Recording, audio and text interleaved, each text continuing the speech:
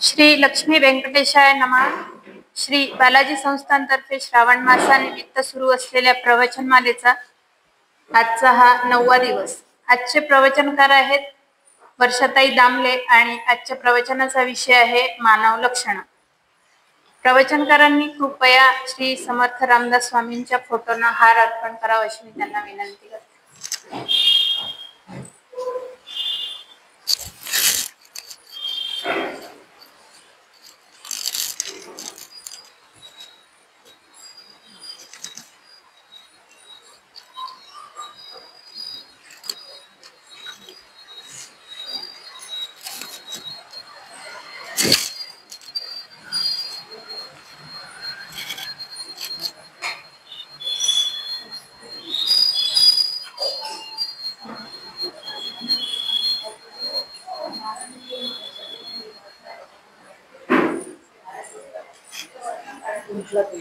गुंतलाय 2 ठिकाणी राहू दे आता। वर्षाताईंनी त्यांचे स्थान ग्रहण करावे अशी मी त्यांना विनंती करते। खालीच थांबते म्हणजे स्वागत करायला सोयीचं होतं, इथेच थांबते म्हटलं स्वागत होईपर्यंत। वर्षाताईंचे स्वागत सौ अरुंधती कुलकर्णी करतील अशी मी त्यांना विनंती करते।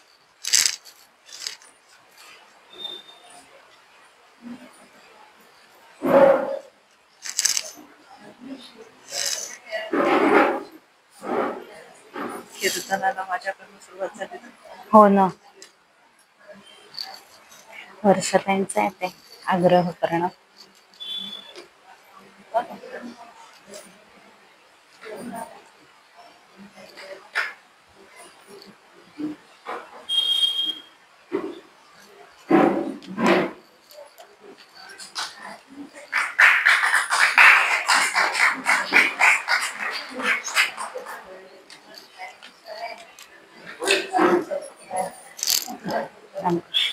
त्यांच्याकडे बघायचं।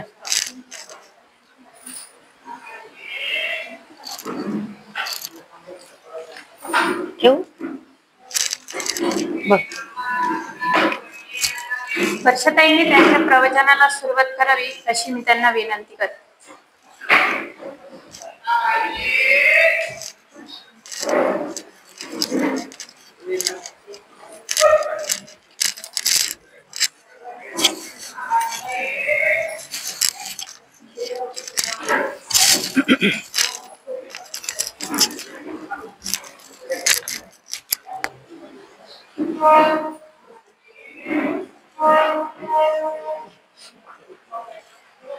थोडं दूर करू का, चालेल का?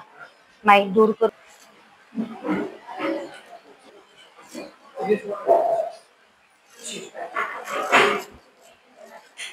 जय जय रघुवीर समर्थ।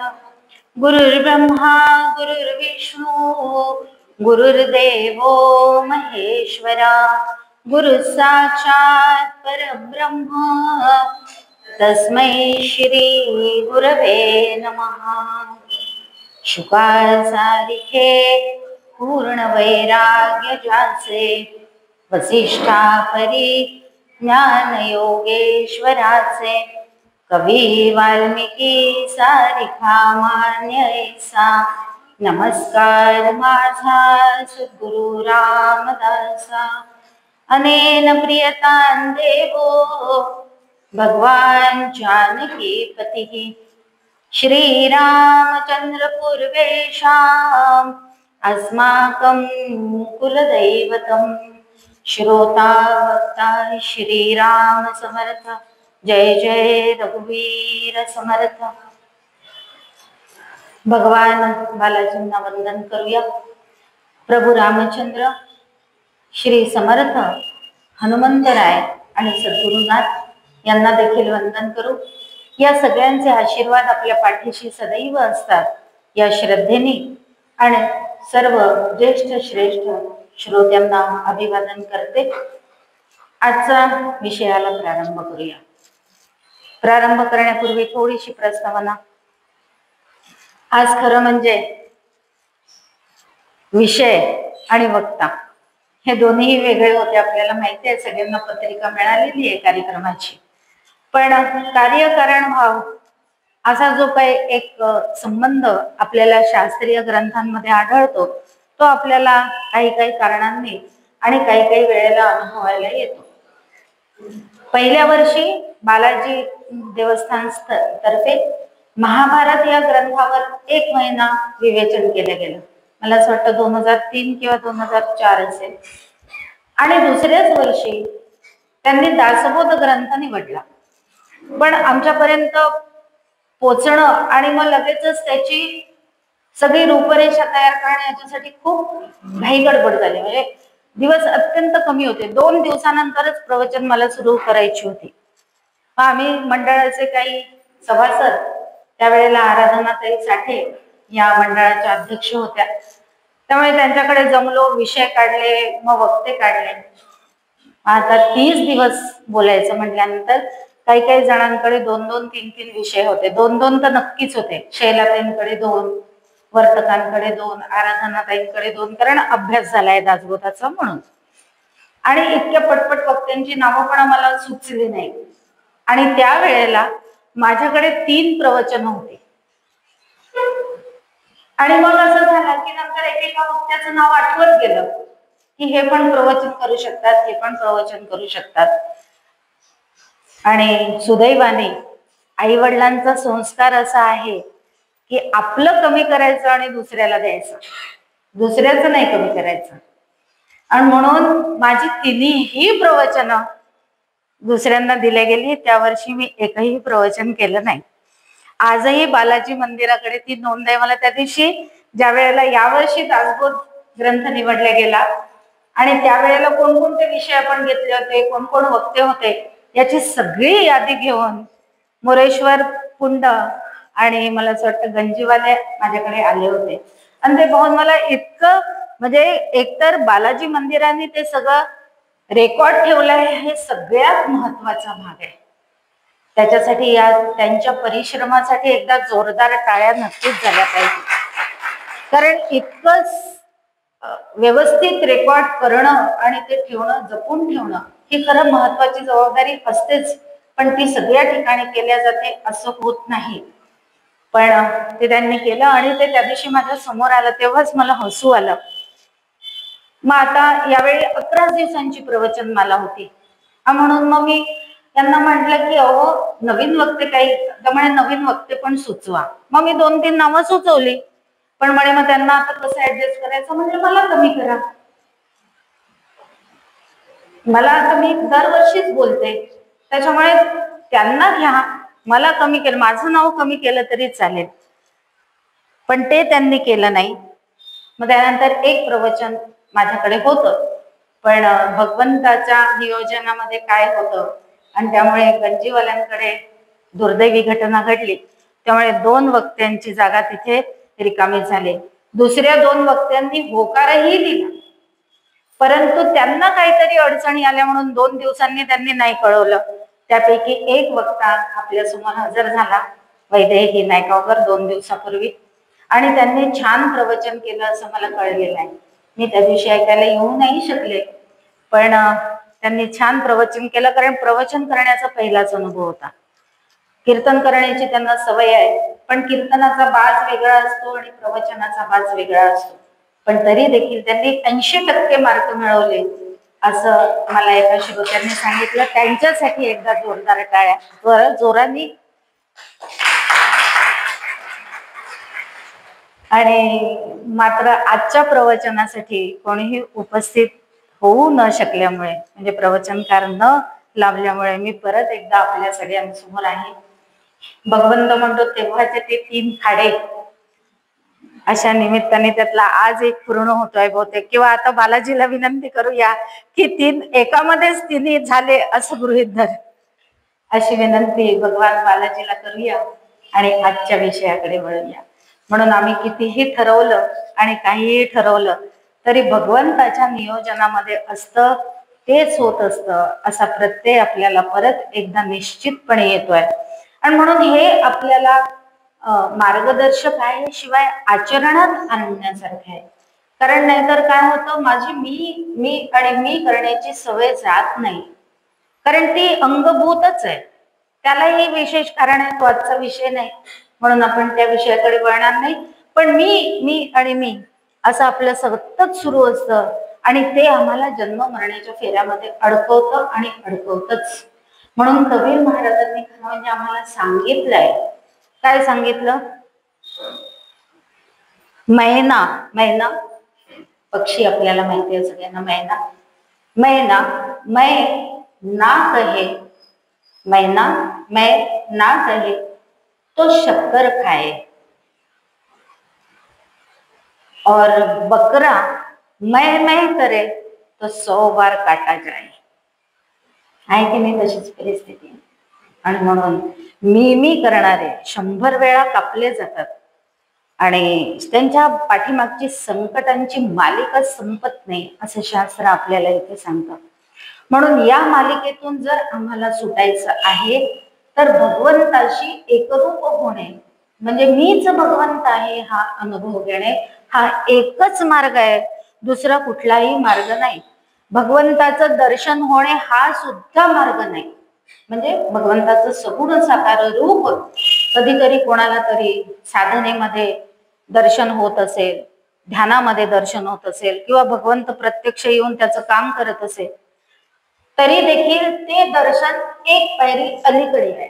आणि म्हणून अनुभव घेतलाच पाहिजे तरच या सगळ्या चक्रातनं सुटका होते असं आपल्याला प्रत्येक शास्त्रीय ग्रंथ सांगतो. आणि तोच दासबोधाचा सुद्धा विषय आहे असं समर्थांनी आपल्याला पहिल्यांदा सांगितलंय. आणि मग त्यासाठी आजच्या विषयाला धरून काय प्रयत्न, कसे प्रयत्न करायचे, कोणी करायचे म्हणून मानवांचं वर्गीकरण केलं समर्थांनी. खरं तसं तर एका समासामध्ये त्यांनी 2च प्रकारात केलं, एक ज्ञानी आणि एक अज्ञानी. की ज्यांना ज्ञान प्राप्त झालं म्हणजे अनुभवाने ते भगवंताशी एकरूप झाले म्हणजे अपरोक्ष अनुभव आला, सिद्ध झाले.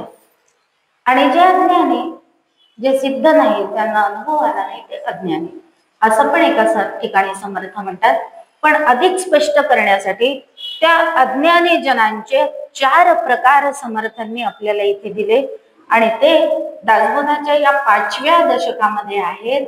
त्याच्यामध्ये पहिला मानव म्हणजे एका प्रकाराला त्यांनी बद्ध असं म्हटलं.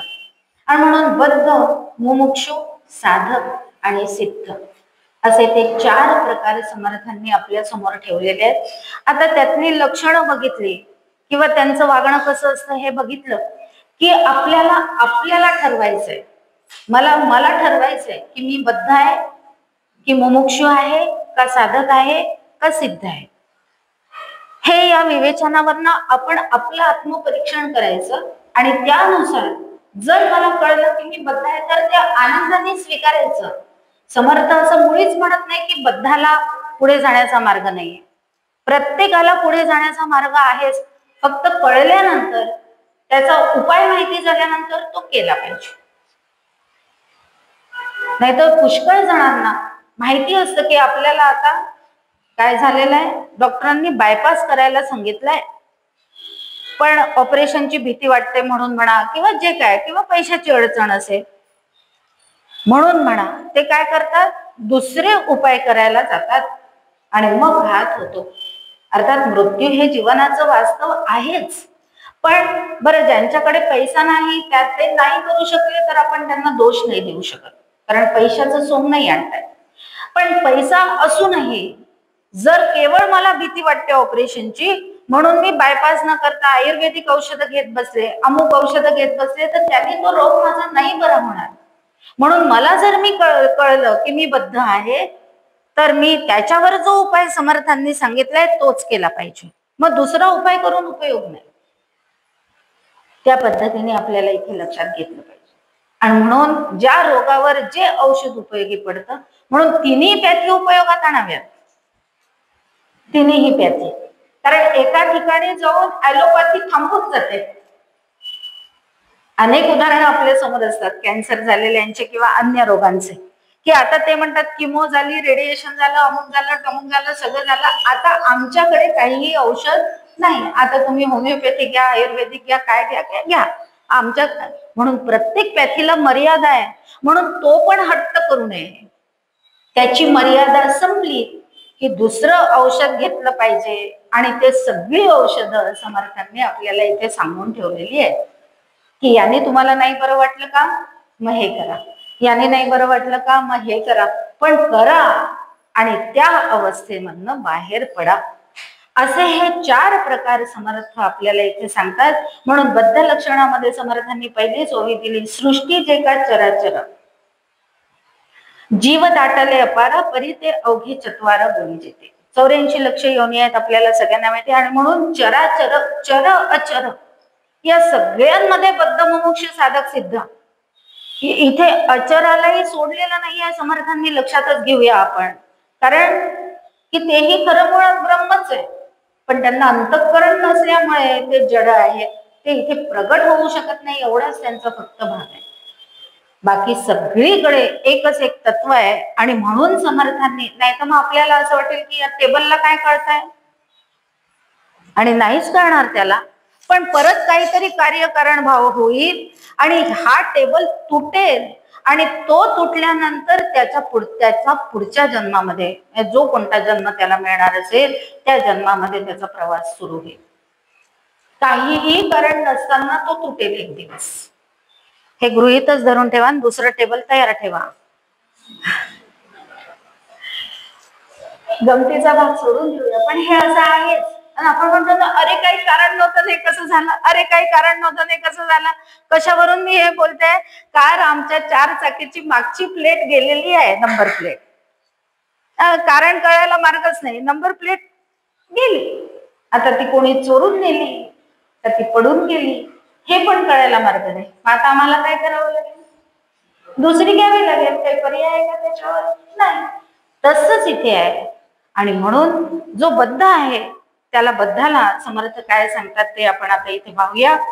म्हणून समर्थांनी बद्धाची व्याख्या केली आहे. काय म्हणतात समर्थ, न कळे भक्ती, न कळे ज्ञान, न कळे वैराग्य, न कळे ध्यान, न कळे मोक्ष, न कळे साधन, या नाम बद्ध. हा बद्ध कसा आहे, फक्त आहार, निद्रा, भय आणि मैथुन या ज्या 4 नैसर्गिक भावना आहेत त्या पशूंमध्ये पण आहेत. पण ज्या अर्थी मानवाला भगवंताने वेगळं निर्माण केलंय, सगळ्या पशूंपेक्षा मानव वेगळा आहे, कारण तो 2 पायांवर उभा आहे आणि त्याचं शिर वरती आहे. बाकी सगळे समांतर आहे. त्याच्यामुळे त्यांना ती विवेक करण्याची बुद्धी दिलेली आहे. बघा, आपण सर्वसाधारणपणे पटकन म्हणतो की मानवाला बुद्धी आहे, इतर प्राण्यांना बुद्धी नाही. आता तिथे आणखीन विशेषत्वाने आपण हे लक्षात ठेवायला पाहिजे की बुद्धी नाही म्हणजे विवेक करण्याची बुद्धी नाही. पण आहार, निद्रा, भय आणि मैथुन या सगळ्या गोष्टी त्यांना पण आहेत की नाही. ज्या वेळेला सापाला असं वाटतं की मला याच्यापासून धोका आहे, तेव्हाच तो मला चावतो, अन्यथा तो मला चावणार नाही. वाघ सुद्धा, साप तर सोडून द्या, वाघ सुद्धा, एक तर तो खूप भुकेला असेल तर, किंवा त्याला माझ्यापासून भीती आहे असं वाटलं, जाणीव झाली, तर तो माझ्यावर अटॅक करतो, नाहीतर तो करत नाही. तो शांतपणे निघून जातो. तुम्ही म्हणाल इतकं ठामपणे या कसं काय सांगू शकतात,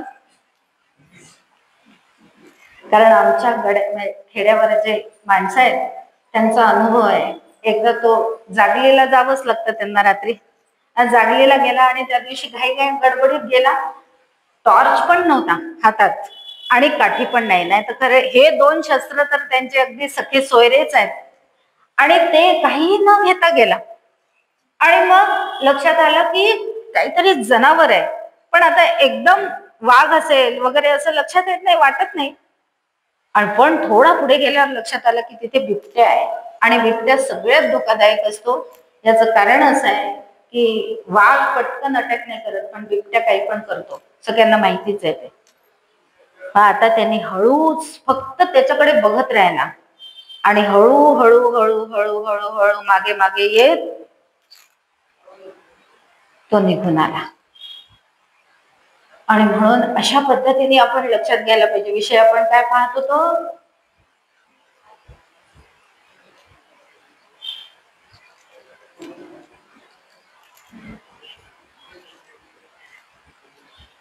उदाहरणांमध्ये, दृष्टांतांमध्ये आपण काय होतो, रंगून जातो. आपण पाहत होतो की विवेक करण्याची बुद्धी प्राण्यांना नाहीये, पण आहार, निद्रा, भय आणि मैथून, म्हणून त्या बिबट्याला त्यात भय नाही वाटलं आणि कदाचित त्याचं पोटही भरलेलं असेल, म्हणून आहाराची पण चिंता नव्हती आणि भयाची पण चिंता नव्हती, म्हणून त्याने त्याच्यावर अटॅक केला नाही, नाहीतर त्याने अटॅक केल्याशिवाय राहिला नसता. पण विवेक, आता विवेक हा शब्द ज्या वेळेला येतो त्यावेळेला सगळ्या शास्त्र ग्रंथांना आत्मानात्म विवेक, शाश्वत अशाश्वत विवेक, नित्य आणि अनित्य विवेक, नीर आणि क्षीर विवेक, अशा 4 प्रकारचे विवेक करणं अपेक्षित असतं. पण इथे समर्थ सांगतात हा जो बद्ध आहे याला हे काहीच कळत नाहीये आणि म्हणून तो एखाद्या पशुप्रमाणे वागतोय. आहार, निद्रा, भय आणि मैथून. मग असे बघायचे आहेत का बद्ध आपल्याला? बघायचे आहेत का? नाही बघितलं पाहिजे ना, कधी कधी ते कसे असतात हे पण बघितलं पाहिजे. 31 डिसेंबरच्या रात्री 12 वाजता जरा गावामध्येच फेरफटका मारून यायचा, म्हणजे मग असे बद्ध आपल्याला नक्की सापडून जातील. दुर्दैव आहे हे आपल्या भारताचं. अशी संस्कृती आमची नाही आहे खरं म्हणजे, असं व्हायला नको. पण असे बद्ध आम्हाला 31 डिसेंबरच्या रात्री नक्की सापडतील. मग आता आम्हाला, पण आता आपल्याला याचा जास्त विचार करण्याची गरज आहे का? नक्की नाही, कारण आपण बद्ध अहंकाराने नाही बरं. हा, कारण नाही तर तुम्ही म्हणाल तुम्ही तर सुरुवात केली अहंकारापासूनच. इथे अहंकार नाही, पण आपलं आत्मपरीक्षण पण आपल्याला करता आलं पाहिजे. आणि म्हणून आपण कमीत कमी इथे सगळे जण जे जमलेलो आहोत ते आता निश्चितपणे बद्ध नाही. नाही ना? मग जोराने म्हणा ना नाही. भूक लागली का? स्वयंपाक होतोय घरी तयार, थोडे अर्धा पाऊण तासातच आपल्याला घरी जाऊन स्वयंपाक जेवायला मिळणार आहे, पण दिवसभर आहे की काही ना काहीतरी पोटामध्ये. म्हणून आपण बद्ध नाही हे आपल्याला आता इथे निश्चित करता आलं पाहिजे. कारण आपल्याला भक्ती म्हणजे काय हे कळलेलं आहे, ज्ञान म्हणजे हे काय कळलेलं आहे, साधन कसं करावं हे कळलेलं आहे. इतके वर्ष झाले आपण प्रवचनमाला ऐकतोय, मंदिरामध्ये सातत्याने येतोय. जर आपण बद्ध असतो तर आपण मंदिराकडे वळलोच नसतो. दुसरा बद्धांचा प्रकार असा असतो की पत्नीला गेट पर्यंत आणून सोडतात प्रवचनासाठी आणि प्रवचन होईपर्यंत कुठेतरी फिरायला जातात आणि मग प्रवचन झालं की परत घेऊन जायला येतात आणि अगदी पंक्च्युअल 8:30 म्हणजे 8:30ला हजर. असे पण जे कोणी असतात ते कसे असतात? ते निश्चितपणे बद्ध असतात. पण आपण या कोणत्याच प्रकारात मोडत नाही आणि म्हणून आता आपल्याला बद्धांचा विचार करण्याची गरज नाही. जे आपण नाही त्याचा आपण विचार जास्ती कशाला करायचा? त्याच्यामुळे समर्थांनी 49 ओव्यांमध्ये बद्धांची लक्षणं दिली आहेत, पण आता आपल्याला त्याचा विचार अजिबात करायची नाही. असं आपण काय करूया? लक्षात ठेवूया. फक्त एक उभी बघू त्यातली. समर्थ म्हणतात, व्यर्थ जाऊन येती काळ, संसार चिंता सर्व काळ, कथा वार्ता त्याची सकळ या नामबद्ध. आता बाकीचं कदाचित सुटलं असेल, पण संसाराची चिंता कोणाकोणाला आहे? सगळ्यांना आहे. मग अजून थोडासा बद्धाचा प्रभाव आहे असं म्हणायला हरकत नाही. पण चिंता करून काही होतं का? आत्ताच आपण पाहिलं, चिंता केली असती बालाजी देव म्हणे तर तुम्हाला झोप लागली असती का? लागले ना, पण झोप आजच्या प्रवचनाला कोणीतरी येणार आहे हे नक्की माहिती होतं आणि त्यामुळे झोपच नसेल. संसाराची चिंता करायचीच नाही, कारण संसार होतच असतो, परमार्थ करावा लागतो. म्हणून आता जर कोणाच्या मनामध्ये संसाराची चिंता असेल तर ती सोडून द्या. कारण परत आता आपण बघितलं, कार्यकारण भाव, भगवंताला जे कारण करायचं असेल आणि त्यामधनं जे कार्य करून घ्यायचं असेल तेच होणार आहे, त्याच्या पलीकडे काही नाही. म्हणून इथे समर्थ जेव्हा म्हणतात की न कळे भक्ती, न कळे ज्ञान, न कळे वैराग्य. आता आम्हाला भक्ती कळली असेल आणि आम्ही भगवंताची उपासना करत असू तर एकच आता करायचं आहे, म्हणजे बद्धपणातनं आपल्याला मुक्ती मिळून जाईल. ती काय? की रोज सकाळी उठले, जर बद्ध असू तर रोज सकाळी उठल्यानंतर फक्त देवाशी बोलायचं आहे की मी आज काय करू? तुला आज माझ्याकडनं काय करून घ्यायचंय, असं बोललं त्याच्याशी. आणि मग जो पहिला विचार येईल त्याप्रमाणे कार्य करत गेलं की आपली एका अवस्थेमधनं दुसऱ्या अवस्थेमध्ये प्रवेश होतो, असं समर्थ आम्हाला इथे सांगतात. आणि असं झालं की आपण मुमुक्षु म्हणजे मोक्षाची इच्छा. आता मुमुक्षु हा जो ऐसा असतो तो आत्ताच आपण इथेच ही जी ओवी वाचली बद्धाची त्याच्यामध्ये आपण संसार आणि म्हणून समर्थांनी याच्यासाठी एक ओवी आणखी आपल्याला वेगळ्या समासामध्ये आहे.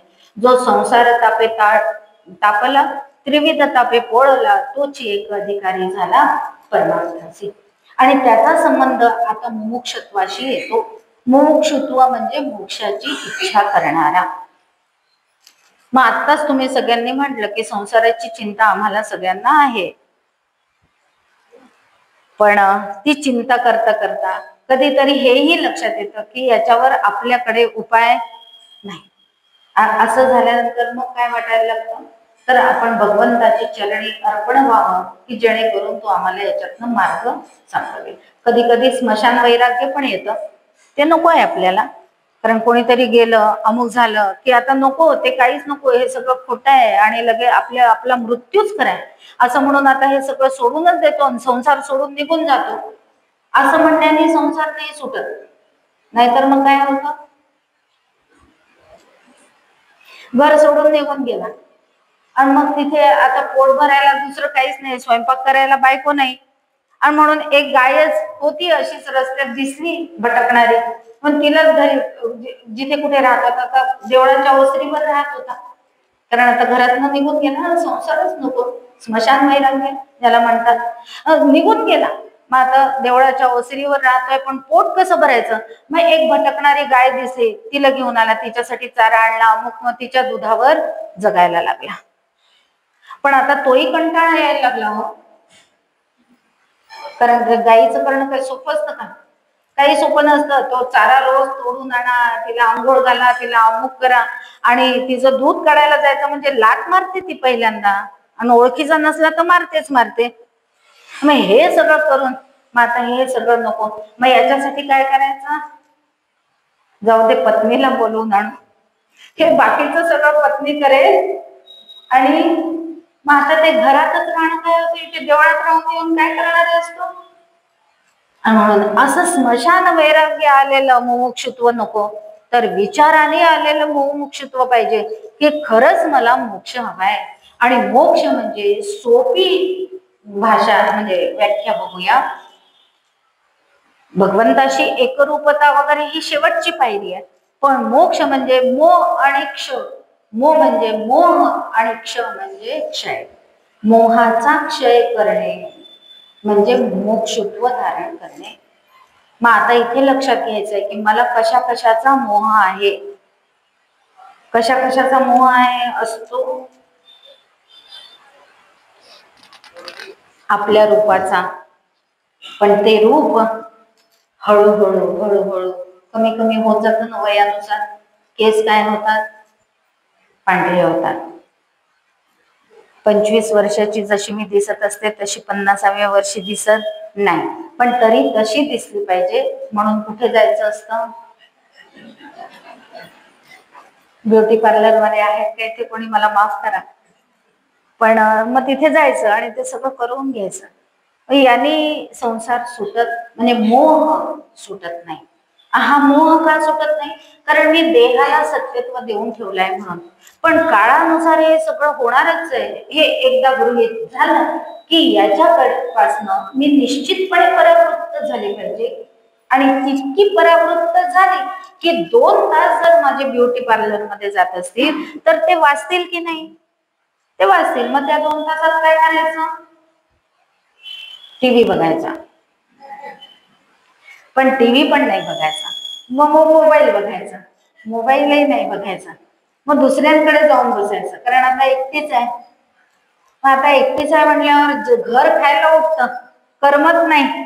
म्हणून एक तर दुसऱ्यांकडे तरी जाऊन बसायचं किंवा त्यांना तरी आपल्याकडे आणून या गप्पा मारायला, असं पण करायचं नाही. त्या 2 तासाचा उपयोग कशासाठी करून घ्यायचा, तर भगवंताच्या नामस्मरणासाठी, शास्त्र ग्रंथांच्या श्रवणासाठी किंवा वाचनासाठी उपयोग करून घ्यायचा. म्हणजे शास्त्र काय आहे हे आम्हाला कळायला लागेल आणि भगवंताकडे जाण्याचा मार्ग आम्हाला सापडेल. आणि मग समर्थ म्हणतात की जो असा संसार, इथे ओवीस दिली आहे समर्थांनी, ऐसा पोटी प्रस्तावला निरूपणे पालटला. म्हणून मी आता काय म्हटले की शास्त्र ग्रंथांचा अभ्यास करावा किंवा कथा कीर्तनांना जावं आणि ते गेल्यानंतर मग हळूहळू कळायला लागतं, मग हळूहळू पटायला लागतं, मग पचायला लागतं. 3 स्टेजेस आहेत बरं त्याच्यातही. एकदम निरूपणाला गेल्यानंतर काही कळतं का?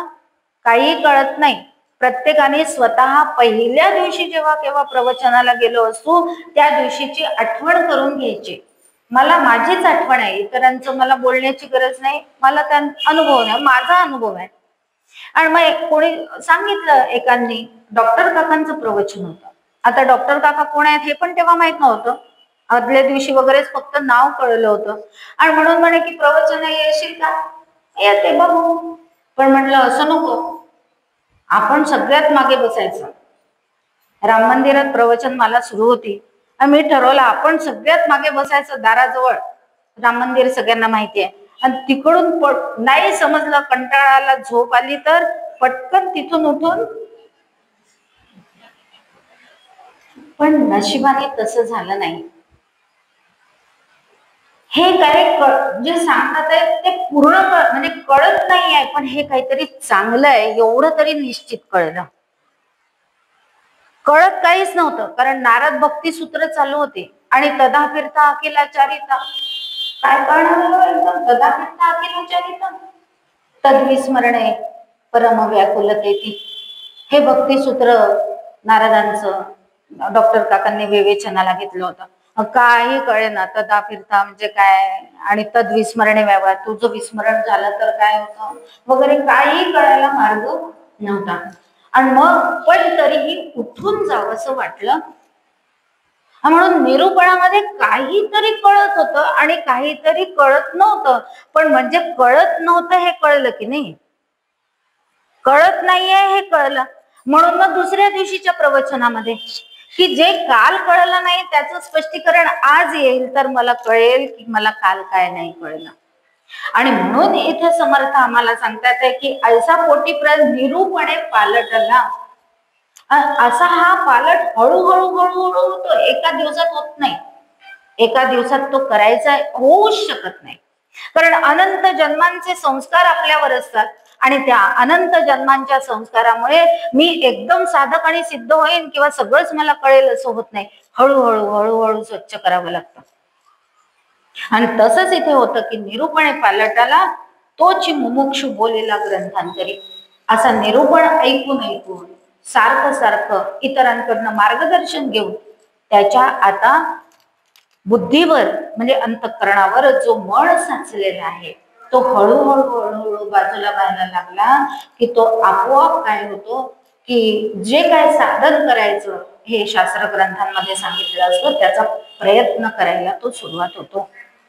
पण असा मुमुक्षू मात्र मंद मुमुक्षू धरला जातो. आणि म्हणून मुमुक्षूचे 3 प्रकार समर्थांनी सांगितले, एक मंद, मध्यम आणि तीव्र. अशी मंद मुमुक्षूपासून सुरुवात होते आणि मग कधीतरी ते साधन सुटतं, परत करायला सुरुवात करतो, मग थोडे दिवस अधिक होतं, परत सुटतं. असं करत करत नियमितता येते, त्या वेळेला मध्यम मुमुक्षू होतो आणि मग ते अत्यंत तळमळीने किंवा गोडीने केल्या जातं, त्या वेळेला तो तीव्र मुमुक्षू होतो. त्याच्यासाठी एक उदाहरण, परत डॉक्टर काका यायचे इथे आणि मग कोणाकडे तरी मुक्काम असायचा, वर्तकांकडे मुक्काम होता. त्यावेळेला गेली मी एकदा दुपारी, चहाची वेळ झाली होती, चहा केला. आता काकांचा आमचा चहा फार वेगळा असतो, आपल्यासारखा चहा नसतो. पाणी उकळायचं, एवढीशी काय चहाची पावडर घालायची आणि 1 थेंब दूध घालायचं आणि द्यायचं, असा त्यांचा चहा. करणं कठीण आहे बरं, तो फार कठीण आहे. मग केला, दिला आणि मग विचारलं, काका ठीक आहे ना चहा, व्यवस्थित आहे, साखर वगैरे? तर म्हणाले की गोडी कमी आहे. म्हटलं गोडी कमी आहे मग साखर घालू? तर म्हणाले नको. संवाद तेव्हाच तिथेच संपला. आणि मग मला 1-2 महिन्यांनी स्ट्राईक झाला की अरे गोडी कमी आहे म्हणाले, मग साखर का नको म्हणाले. लगेच लोक साखर घ्यायचं मागतात, द्या साखर, ढवळून घेतात. आणि मग लक्षात आलं की यांना सुचवायचंय जे काय तू करते साधन जप करत असशील, काय करत असतील, त्याच्यामध्ये गोडी नाही. आणि मग भेट झाली. आम्ही लगेच विचारलं, काका असा असा त्याचा अर्थ होता का? तर म्हणाले हो. आता हे कशामुळे कळलं? तिथे ते प्रत्यक्ष होते का सांगायला नाही, निरूपणे पालटला.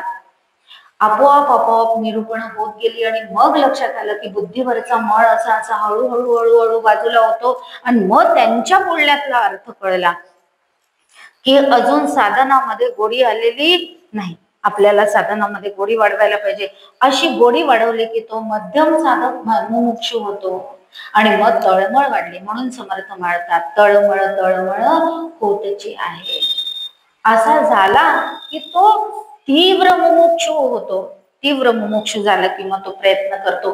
पण त्यावेळेस त्याने काय केलं पाहिजे किंवा तो मुमुक्षू काय करतो असं समर्थ आपल्याला इथे सांगतात. आपण असं निंदी सावक असं आपल्याला उपाय पण बघायचे आहेत ना. मी मगाशी सांगितलं उपाय आपल्याला करायचे. मग आता जर ठरलं की मी मुमुक्षू आहे, बद्धता नाहीच, आता आपण बद्धतनं बाहेर पडले, मी मुमुक्षू आहे असं जर ठरलं तर आता मी काय करायला पाहिजे? आपण असं निंदी सावकास पोटी संसाराचा त्रास धरी सत्संगाचा हव्यास या नाव मुमुक्षू. बरोबर त्या ओवीच्या उलट चरण आलं की नाही इथे. तिथे काय होतं? संसाराच्या पाठीमागे धावत होता आणि आता इथे काय वाटायला लागला? संसाराचा त्रास वाटला. ओव्या अशा जोडून घेत चला. दासबोध फक्त वाचनाचा कोणताही ग्रंथ, दासबोध असं नाही आत्ता आपण प्रवचनमाला दासबोधावर करतोय म्हणून, ज्या वेळेला आपण एखाद्या ग्रंथाचा अभ्यास करतो त्या वेळेला त्या ओव्या लक्षात ठेवत जायच्या आणि पुढच्या ओव्या, मग ही ओवी मागच्या ओवीला आपण जोडता येते का आपल्याला, असा अभ्यास करत जायचा. मग पहा कशी मजा येते, खरंच मजा येते. असं ग्रंथामध्ये खेळायचं असतं. ग्रंथ असा घाबरून घाबरून नसतो वाचायचा. भीती वाटली की तो आपल्याला समजत नाही. असा खेळत खेळत समजून घेतला की आपल्याला छान समजतो. आणि म्हणून इथे समर्थ आम्हाला सांगतात की तिथे तुला संसार संसार संसार होवाचा वाटत होता, पण आता काय वाटायला लागला? संसाराचा त्रास वाटायला लागला. म्हणजे संसारातून बाजूला व्हावंसं वाटायला लागलं. आणि पहिलं चरण जास्ती महत्वाचं आहे, आपण असं निंदी सावक असं. आता हे चरण कोणत्या चरणामध्ये जाऊन मिळतं सांगू का? मूर्ख लक्षणांचा जो समास आहे ना, समास मूर्ख लक्षणांचा 84 लक्षणं दिली आहेत. मूर्ख लक्षण त्याच्यामध्ये आहे दुसऱ्याचं निंदी तो एक मूर्ख. समर्थांनी दुसऱ्याची निंदा करणाऱ्याला मूर्ख म्हटलंय. मग आपण करतो की नाही? म्हणजे मी करते की नाही? आपण हा शब्द चुकलेला आहे. मी करते का निंदा दुसऱ्याची? मग आता त्या मूर्खापासनं बघा समर्थ प्रवास कसा करून घेतात. त्या दुसऱ्या दशकामध्ये असलेला मूर्ख लक्षणांचा समाज समर्थांना अपेक्षा ही आहे की आता मी मूर्खाची शहाणी झालेली असली पाहिजे आणि बद्धाची मुमुक्षू झालेली असली पाहिजे. म्हणून इथे दुसऱ्यांची निंदा न करता आता मी काय करते? मीच वाईट आहे, मीच हलकट आहे, मीच अमुक आहे, मीच अमुक आहे, तुम्ही खूप छान आहात.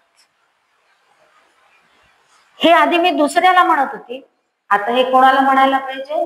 मलाच म्हणायला पाहिजे. कारण काय?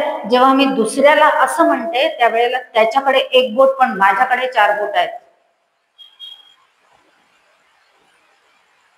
म्हणून आता काय होतं? सगळं माझ्याचकडे येतं, कारण दुसऱ्याकडचं बोट आपोआप बंदच झालेलं असतं. आणि म्हणून असं असं कधीही नको. आहे एसटी स्टँड चौकावर रामकृष्ण हरी. मग असं असलं की ते बुडवतच. 70-75 वर्ष झाले ना भारताने बुडवलं. त्याच जाऊया पुढे, तो विषय फार नको. पण हे कर्माचं लक्षण आहे, लक्षात ठेवा. कर्माचं बोट आहे ना, आणि म्हणून हे बोट बुडवल्याशिवाय राहत नाही. बाकीचा गमतीचा भाग किंवा तो विनोद केलेला सोडून देऊया आपण. पण इथे आपण असं निंदी सावकास संसारात आणि मग सत्संग. मग आता सत्संग म्हटल्याबरोबर आपल्याला 3 संघांची आठवण नक्की झाली असेल. संघाचे 3 प्रकार असतात, सत्संग, कुसंग आणि विसंग. मला असं वाटतं मी माझ्याच प्रवचनात त्या दिवशी उदाहरण दिलं का? नाही दिलं, नाही दिलं, मग द्यायचं. सत्संग म्हणजे सत्संग, जे सज्जन आहेत त्यांचा संग. पण सज्जन सतत आपल्याला उपलब्ध कधीच असू शकत नाही. 24 तास कोणीच कोणाच्या सहवासात सतत राहू शकत नाही. घरात असले तरी नाही राहू शकत. सतत कोणीही कोणाच्या बरोबर 24 तास राहू शकत नाही. पण इथे समर्थ सांगतात की सतत सत्संग करा. मग आता त्याचा अर्थ काय होतो, तर एक तर त्यांच्या सहवासात असलो सज्जनांचा तर प्रश्नच नाही, तर आत्माराम दासबोध माझे स्वरूप स्वतः सिद्ध समर्थांनी ओवीच लिहिली आहे. मी जाणार म्हणजे माझा देह जाणारच आहे आणि तो गेलाच माघ वद्य नवमीला, आणि म्हणून तो जाणारच आहे. पण मी दासबोध म्हणजे मी आहे. दासबोधाचा अभ्यास करा, एक ओवी पाठ करायची आणि सतत म्हणत राहायची की आपोआप सत्संग झाला. आणि त्याच्यासाठी कोणतं साधन नको. नाही तर आपल्याला आता दासबोधाचा अभ्यास करा म्हणजे सत्संग होतो. मग आता दासबोध हातात घेऊन फिरायचं का सगळीकडे? ते शक्य नाही. एवढा मोठा ग्रंथ घेऊन सतत कसं फिरणार, म्हणजे परत त्याला मर्यादा आहे. आणि म्हणून ते नाही करायचं. मग एक कोणती ओवी पाठ करायची जी आपल्याला आवडेल ती. एवढ्या सगळ्या ओव्या पण पाठ करण्याची गरज नाही. आणि त्या ओवी बरोबर सतत जर आपण चालत राहिलो तर सतत सत्संग होतो, असं समर्थ आपल्याला इथे सांगतात. कुसंग म्हणजे वाईट संग करायचाच नाहीये. आता तो सांगण्याची गरज नाही. वाईट सवयी ज्यांना आहेत, निंदा करायची, त्यांचा संग करायचाच नाहीये. आणि विसंगती स्वीकारायची आहे. कशी विसंगती असते?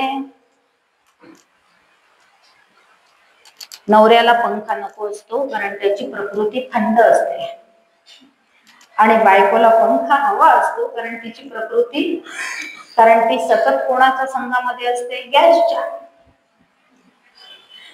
त्या गॅसच्या संघामध्ये सतत राहते. तुम्ही हसत पण नाही. आता काय इतके गंभीर झालात सगळेजण? असं गंभीर चेहऱ्याने परमार्थ नका करू. हसत खेळत परमार्थ करायचा. आणि म्हणून ती सतत गमतीचा भाग आहे हा. कदाचित उलट असू शकतं, पण एकाला पंखा हवा असतो आणि दुसऱ्याला नको असतो. 99% असं असतं. काही अपवाद असतील तो भाग वेगळा, अपवाद असतातच प्रत्येकाला. एकाला गोड आवडत असतं, दुसऱ्याला तिखट आवडत असतं. एकाला फिरायची खूप हौस असते, दुसऱ्याला फिरायची अजिबात. असं आहे का? तुम्हीच अनुभवी आहेत. हो म्हणा, नाही तर नाही म्हणा. म्हणजे मला कळलं पाहिजे की मी बरोबर आहे की नाही, कारण मला अनुभव नाही आहे ना. त्यामुळे तुम्ही तिकडनं रिस्पॉन्स दिल्याशिवाय मला कळेल कसं की मी म्हणते ते बरोबर आहे ते. आणि म्हणून अशा वेळी काय करायचं?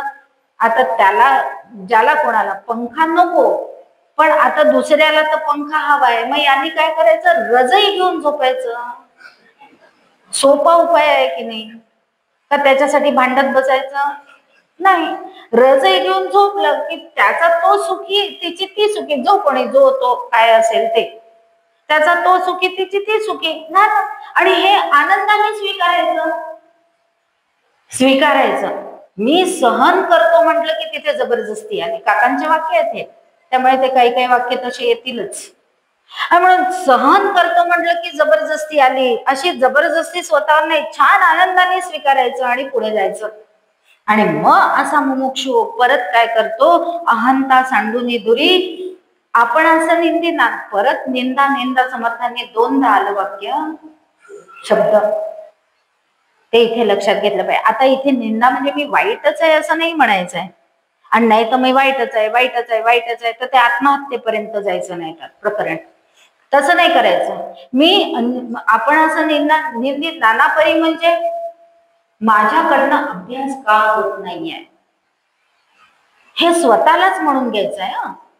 आणि म्हणून समर्थ आम्हाला सांगतात, काम असावा ईश्वर भजने, क्रोध असावा इंद्रिय दमने, लोभ असावा प्रसाद ग्रहणे. आपण एरवी काय सांगतो? हे 6 विकार आपल्याला अजिबात नको. पण संत बघा त्या विकारांचाही काय छान उपयोग करून घ्यायला आपल्याला शिकवतात. आणि ते निंदी सावकाश असा त्याचा अर्थ आहे की काम असावा ईश्वर भजने. ईश्वराचं भजन माझ्याकडनं का नाही होत आहे? ते झालं पाहिजे. क्रोध असावा इंद्रिय दमने. इंद्रियांचं दमन तर झालंच पाहिजे, त्याच्याशिवाय साधक होता येत नाही, कारण आपल्याला पुढे साधकापाशी जायचंय. तिसरा प्रकार साधक आहे ना. म्हणून समर्थांनी इथे वारंवार आम्हाला सांगितलं की इंद्रिय दमन झालंच पाहिजे.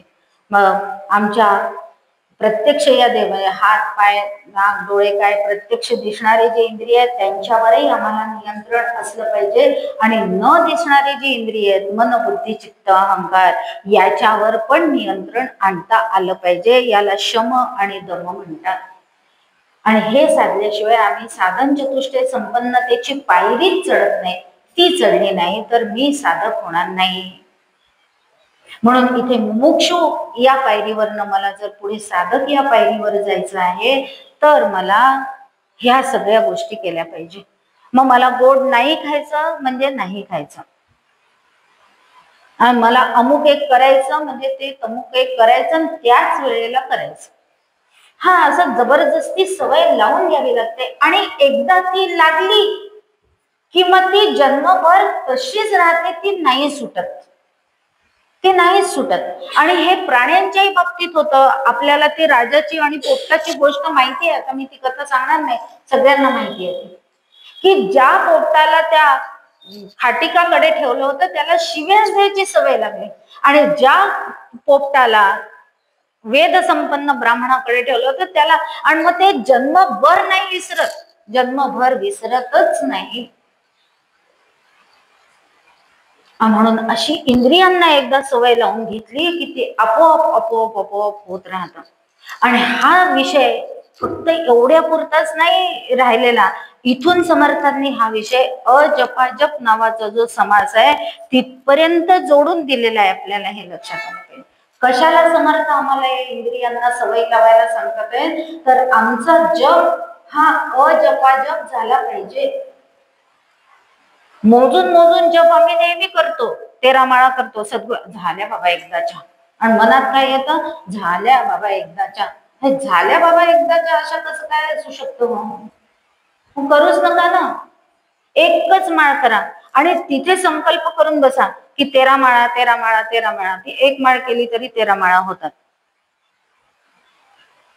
पण असं केवळ संख्येसाठी, संख्येसाठी कधीही करायचं नाही असं आम्हाला परमार्थशास्त्र सांगतं. आता ते सुरुवातीला सवय लागावी, आणि तो एक काय म्हणतात ते चॉकलेट आहे, लहान मुलांना देतात आपण, म्हणजे मग ते आपल्याकडे आकृष्ट होतात. तसं संतांनी आम्हाला चॉकलेट दिलेलं आहे की तुम्ही इतक्या माळा रोज करा म्हणजे तुम्हाला, आणि 13 कोटी आपलं 3.5 कोटी जप झाला की तुम्हाला राम, म्हणजे तुमचं जे उपास्य दैवत असेल ते राम असेल तर राम, कृष्ण असेल तर कृष्ण, दत्त तर हे सगुण दर्शन देतात. पण हे एक काय आहे, त्या निमित्ताने का होईना हे जप करतील, ते एक निमित्त आहे. पण मग आम्ही खरंच तसं करतो. एका जणाने तसंच केलं, तसं केलं आणि मग नाही झालं दर्शन रामाचं. मग आला सज्जनगडावर आणि समाधी समोर उभं राहून शिवाय द्यायला लागला. गेल्या 50 वर्षापूर्वी घडलेली घटना आहे. श्रीधर स्वामी होते तेव्हा तिथे. आता त्यांना ऐकले ना, ते बाहेर आले, म्हणाले नका हो असं बोलू, तुम्ही का असं बोलता? काही नाही म्हणे, समर्थांनी लिहिलंय, मला दर्शन नाही झालं. ते म्हणाले गेल्या 4 वर्षापूर्वी कोरोना आला होता, म्हणजे तेव्हा कोरोना नव्हता. त्यांनी ज्या कोणत्या आजाराचं नाव, तुमची पत्नी आजारी होती ना, मग तुम्ही काय केलं? देवाला हात जोडून प्रार्थना केली, माझ्या पत्नीला वाचव रे बाबा. मग देव उगाच वाचवेल का? तुझ्या बँकेमध्ये 100 रुपये असतील तर तुला 100च रुपये मिळतील ना. 1000 रुपये देईल का बँकवाला कोणीतरी? नाही.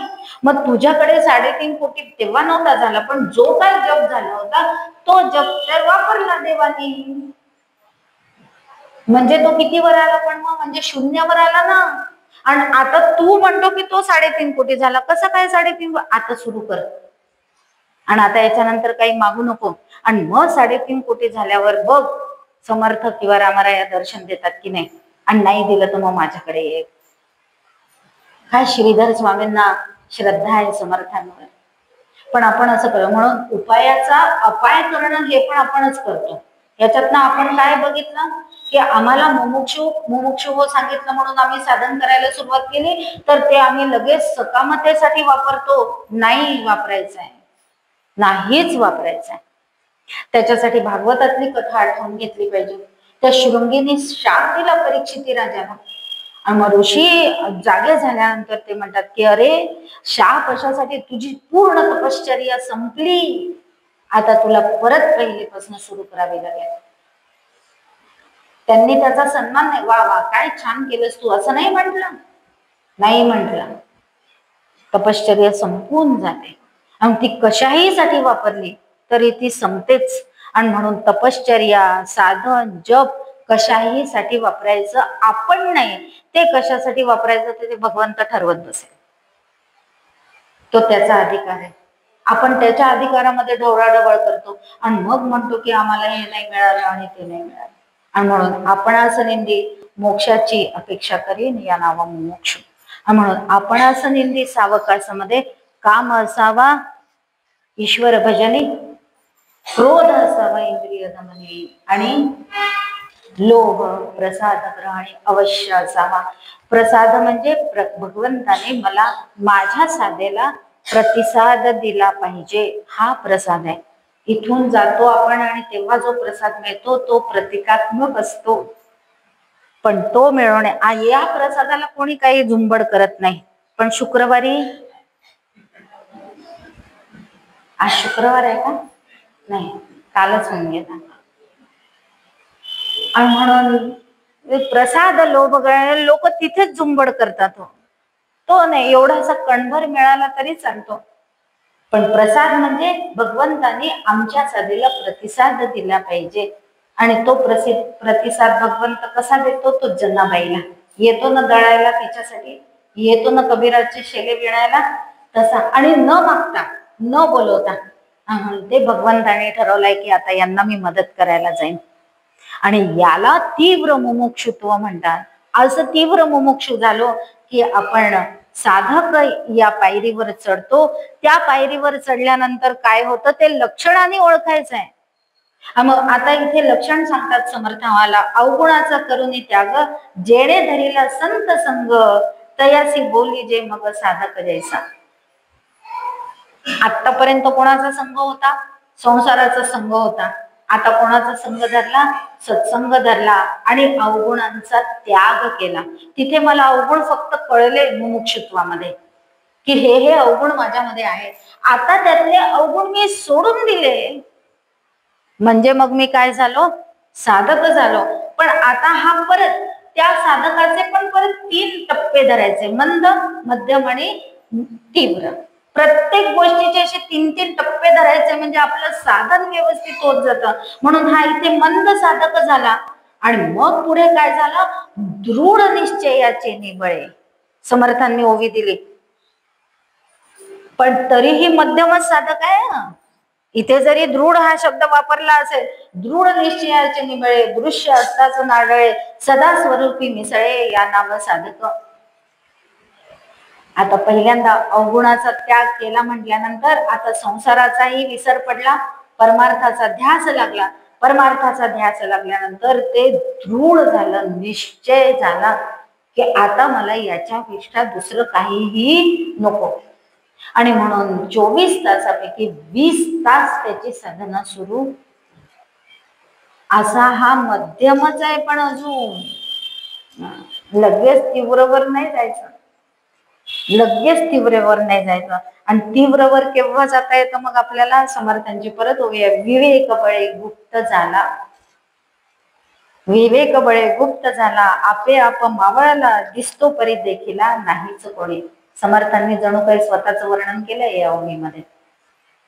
विवेक बळे गुप्त झाला, विवेक आला ना. आता इथे शब्द मगाशी आपण पाहिलं होतं. म्हणून हा विवेक ही सगळ्यात शेवटची पायरी आहे साधन चतुष्टय संपन्नतेची. म्हणून मुमुक्षुत्व, समाधी षटक, वैराग्य आणि मग विवेक. आता हा विवेक संपन्नच झाला आणि म्हणून मग तीव्र साधक झाला. आता नित्य काय आणि अनित्य काय हे त्याला कळायला लागल्यामुळे त्याला कशाचीच काळजी वाटेनासे. मग अशी चिंता वाटत होती, आता चिंता नाही, काळजी नाही आणि विचारही नाही. चिंता तर नाहीच राहिली, काळजी पण नाही राहिली आणि विचारही मनामध्ये नाही राहिला की काय होईल आणि कसं होईल. नाही, जे होईल, काय होईल आणि कसं होईल किंवा याचं काय होईल याचं उत्तर तो ताबडतोब द्यायला लागला. त्याला माहित, कोणाला माहित? त्याला माहित. का हो कसं काय होईल याचं त्याला माहित. हा तीव्र साधक झाला. सगळं भगवंताच्यावर भार सोपवून दिला की जे काय होणार आहे ते तुझ्या इच्छेने देवा. आणि भक्तीची चौथी पायरी इथे चढला. भक्तीच्या 4 पायऱ्यांमध्ये पहिली पायरी आहे देव आहे, दुसरा देव माझा आहे, तिसरा मी देवाचा आहे आणि चौथा मी आणि देव एकच आहे तो सिद्ध. पण इथे मी देवाचा आहे हा विश्वास किंवा ही श्रद्धा त्याच्या मनामध्ये निर्माण झाली आणि कोणतीही चिंता वाटेनाशी झाली. म्हणून कबीरांनी स्वतःच्या मुलीच्या लग्नाची कधीही चिंता केली. एवढं मोठं सोनं द्यायचं होतं, काय ते भगवंतानी पोचवलं कसं आपल्याला सगळ्यांना कीर्तनामध्ये ती कथा माहिती आहे. असा तो भगवंत आपोआप काळजी घेतो आणि तो तीव्र साधक होतो. कारण आता विवेक बळे गुप्त झाला. आता गुप्त झाला म्हणजे दिसेनासा झाला का? काय जादू पूर्ण केला का त्यांनी? नाही. आता तो अत्यंत सामान्य झाला. तो मी गुप्त झाला म्हणजे गुप्त नाही होऊन गेला कुठेतरी, तो अत्यंत सामान्य झाला. आणि म्हणून संत असतात ते अत्यंत सामान्य असतात. ते आपल्याला काही वेळेला ओळखू सुद्धा येत नाहीत. आपल्या पलीकडे, आमच्या पलीकडे बाजारची जी ओळ आहे त्या ओळीमध्ये जोशी आपल्याला सगळ्यांना माहिती आहे, अनंत जोशी चे काका. आणि ते संत आहेत, आम्हाला माहित नव्हतं. आणि संत मेळाव्यामध्ये त्यांना आमंत्रण होतं, पण ते वयाच्या म्हणजे वय खूप मोठं होतं, 80च्या पलीकडे, म्हणून ते जाऊ नाही शकले. त्यांच्यासाठीच असलेलं सन्मान पत्र वगैरे त्या आयोजकांनी, उज्जैनला होता तो कार्यक्रम, तिथून साधनाताई सगळ्यांना ओळखता, सगळे साधनाताई पुरोहित, त्यांच्या बरोबर ते पाठवलं. साधनाताई मला म्हणे इकडे जोशी कोणी संत आहेत. म्हटलं मला नाही माहिती. म्हणे आपण जाऊया का? म्हटलं जाऊया, कारण त्यांच्या सुना ओळखीच्या आहेत. त्यांना विचारलं तर म्हणे हो आहेत, वरती राहतात. आम्ही गेलो. काय सामान्य माणूस हो, काय सामान्य असावं माणसाने, संत आहे. आणि मग त्यांना नमस्कार केला आणि त्यांनी डोक्यावर हात ठेवल्यावर लक्षात आलं यांचा आणि आपल्या काका म्हणजे सद्गुरूंचा स्पर्श अगदी सारखा आहे, अगदी सारखा, काही फरक नाही. विवेक बळे गुप्त झाला म्हणजे या हिरण्यगर्भाशी, या विश्वमनाशी एकरूप झाला. नाहीतर कोणाचाही स्पर्श कोणासारखा नसतो. म्हणून आपण आंधळी कोशिंबीर हा खेळ खेळायचो आणि मग स्पर्शाने ओळखायचो ना. किंवा आंधळे लोक आजही स्पर्शाने ओळखतात ना. 20ची नोट ओळखतात, 10ची ओळखतात. कशाने ओळखतात? मग नोट तर नोटच आहे, त्याच्यावर गव्हर्नरची सही आहे, ते काय बॉटल काय म्हणतो आपण ते तशीच असते की नाही. पण तरी त्याला जर आपण म्हटलं की 20ची नोट आहे तर तो म्हणतो नाही ताई ही 100ची नोट आहे. कशी ओळखली? कारण स्पर्शामध्ये फरक आहे. आणि तसाच व्यक्ती व्यक्तीच्या स्पर्शामध्ये फरक असतो, गंधामध्ये फरक असतो. म्हणून कुत्री ओळखतात ना कोण चोर आहे तो. पण त्या व्यक्तीचा आणि काकांचा स्पर्श सारखा कसा? विवेक बळे गुप्त झाला. तीव्र साधक झालेच होते आणि म्हणून मग सिद्ध पण झाले. आणि सिद्ध झालेल्याचं लक्षण इथे काय सांगितलं समर्थांनी आपल्याला? महत्वाची 1-2 लक्षणं बघू आणि थांबू. कारण आपल्याला आता इथे आपल्याला ठरवायचं आहे की मी कोण आहे. आणि म्हणून मी कोण आहे म्हणजे बद्ध आहे, साधक आहे, मुमुक्षु आहे का सिद्ध आहे, हे आपल्याला इथे ठरवायचं आहे. आणि म्हणून आता इथे मुमुक्षुचं एकच लक्षण महत्वाचं आहे, ते म्हणजे म्हणून संदेहरहित ज्ञान निश्चयाचे समाधान तेची सिद्धांचे लक्षण निश्चयेसी. 2दा निश्चय हा शब्द समर्थांनी या ओवीमध्ये आणला आणि तोच आपण इथे मागे पण बघितला होता एक ओवीमध्ये निश्चय. म्हणून त्यावेळेचा निश्चय जरा खालच्या पातळीवर होता आणि आता 2 चरणांमध्ये निश्चय हा शब्द वापरला. म्हणून आता त्याला कोणताही संदेह राहिला नाही. साधक असेपर्यंत तरी मनात असतं खरंच आहे ते ब्रह्म नावाचं तत्व आहे का, मग खरंच मला त्याचा अनुभव येईल का, असं कुठेतरी किंचित का होईना मनामध्ये असू शकतं असतं. किंवा तिथे दुसरा एक महत्वाचा मुद्दा आहे, तुर्य येते साधकाच्या अवस्था. आपण अवस्था पाहिलेल्या 4, जागृती, स्वप्न, सुषुप्ती आणि तुर्या. याच्यामध्ये तुर्य अवस्थेमध्ये मी ब्रह्म आहे, पण तरी हा संदेहच आहे. संदेह आहे म्हणजे द्वैत आहे. तिथे संदेह म्हणजे संशय या अर्थाने संदेह हा शब्द नाही आहे. तिथे संदेह म्हणजे द्वैत. आता याचा इथे द्वैतच संपून गेलाय आणि त्याला त्या परब्रह्माचा अनुभव आलेला आहे. आणि म्हणून अशा या 4 समासातल्या 4च ओव्यांचा जरी आपण अभ्यास केला आणि मी खरंच कोण आहे हे लक्षात घेतलं तर त्याच्या वरच्या पायरीवर मला निश्चितपणे चढता येईल. आणि असं चढायला भगवान बालाजींनी, प्रभू रामचंद्रांनी, समर्थांनी आपल्याला मदत करावी आणि त्यांच्याशी एकरूप करून घ्यावं अशी सगळ्यांसाठी प्रार्थना करूया आणि शब्दांना विराम देऊया. जय जय रघुवीर समर्थ.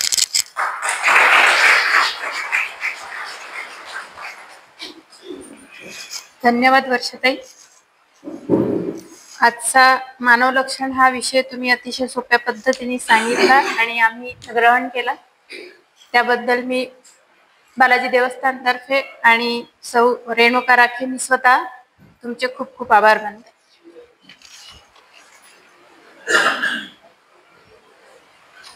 बालाजी देवस्थानतर्फे जेवढे कार्यक्रम इथे सादर करण्यात आलेले आहे किंवा होणार आहे याच्यानंतर, ते सगळे YouTube चॅनलवर तुम्ही सबस्क्राईब करून त्याचा लाभ घेऊ शकता. YouTube चॅनलवर बालाजी देवस्थान यवतमाळ असा त्याचा ऍड्रेस आहे. उद्याचा विषय आहे समर्थांचा महंत आणि उद्याच्या प्रवचनकर्त्या आहे डॉक्टर सौ ललिता घोडे. धन्यवाद.